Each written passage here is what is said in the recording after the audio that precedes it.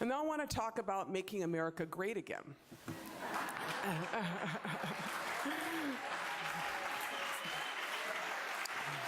So I got a few ideas on that. I bet you all do too. But this is my idea of when America was great was when there was tremendous agrobiodiversity, right? 8,000 species of corn. That's pretty good. We're not like, sloughing and couch potatoing it here. We're busy making all these corn varieties, of great variety. And everyone here knows, like, corn did not exist in nature. It existed only as teosinte. And as indigenous people, particularly indigenous women, as seed selectors and seed, we developed all those varieties. And everyone here also knows that indigenous farmers, and a lot of you come from indigenous farmers because we are all indigenous to some place, but we are the people who made this tremendous agrobiodiversity.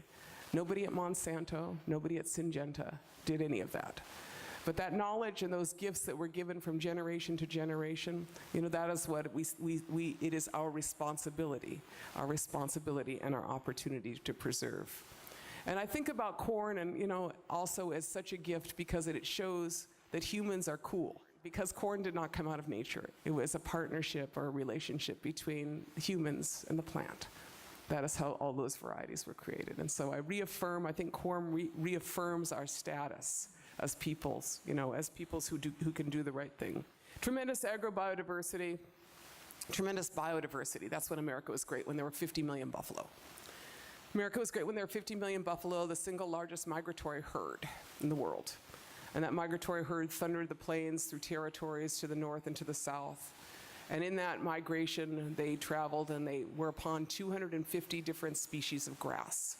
In the northern plains and in the Great Plains, some of those species of grass had 8 feet of root system in them, and that is how, in fact, the topsoil was created, was this, these grass diversity and the buffalo. So to me, that is when America was great.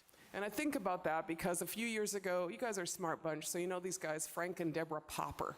They were some demographers from Rutgers University, and they went out to the Dakotas and they looked at the farm management plans and looked at the number of farms in foreclosure and the age of the population in North Dakota and South Dakota, which is probably about 60 for an average farmer out there because y'all are out here.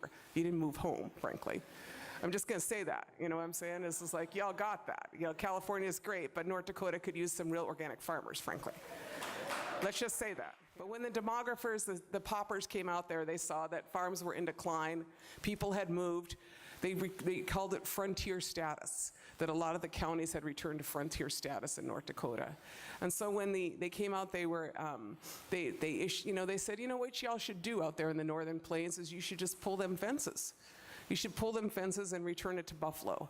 Because in the same territory where there were once 50 million buffalo, there are today 28 million cattle. And those cattle are all going to Nebraska feedlots, and all those cattle require an immense fossil fuel economy and an immense amount of CAFO systems. And it is not sustainable. And everybody knows that a cow will run from a blizzard, but a buffalo will walk into it. And that is how, when the great blizzards came and the great storms came, when there were 100,000 cattle that were killed in South Dakota and North Dakota a few years ago in a freak storm, not a buffalo died. Not a buffalo died. And so I think about that, because as we think about where we are going, I'm saying you're going to have to, we need to think big.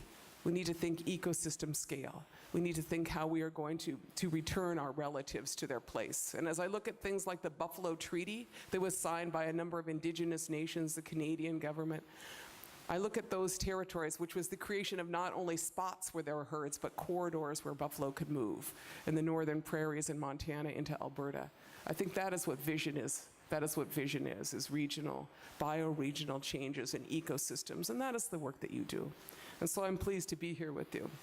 Well, that's when America was great. America was great when there was billions of passenger pigeons. Pretty sure we ain't getting them back. But there's a lot of things we can. And that is part of our sacred responsibility, is to bring back things that were not like lost. They were stolen. They were stolen. Colonialism, agribusiness, corporations, none of this loss of agrobiodiversity or biodiversity was like Darwin, right? It wasn't just like the survival of the fittest. It was a set of policies that denied all of those plants and all of those relatives their rights to exist. And everybody here knows that that goes on still today. Whether it is a salmon in a river, whether it is a salmon in the river in the north of California, or any species that today is facing, whether it is climate change or death by fracking. It is battles over public policy.